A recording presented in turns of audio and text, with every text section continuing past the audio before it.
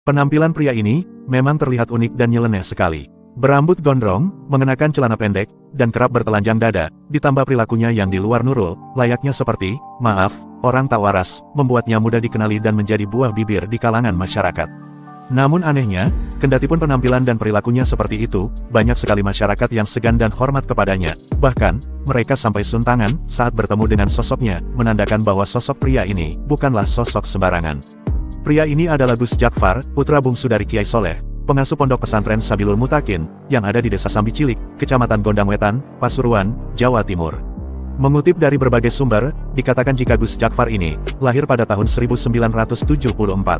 Ada juga yang mengatakan, beliau lahir pada tanggal 17 Mei tahun 1976, di Dusun Sambi Cilik, Desa Gayam, Kecamatan Gondang Wetan, Kabupaten Pasuruan, Jawa Timur.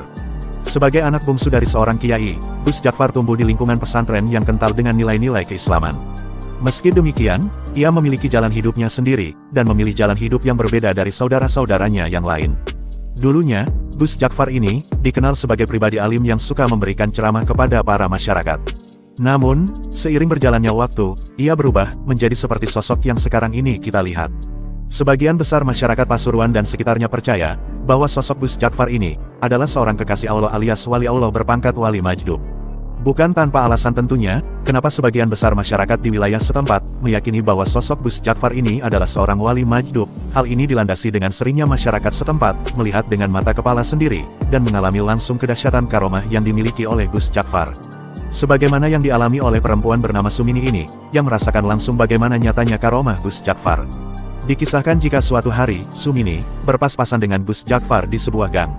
Tanpa basa-basi, Gus Jakfar berkata kepada Sumini, bahwa tidak lama lagi, ia akan dilamar oleh seseorang dari luar kota.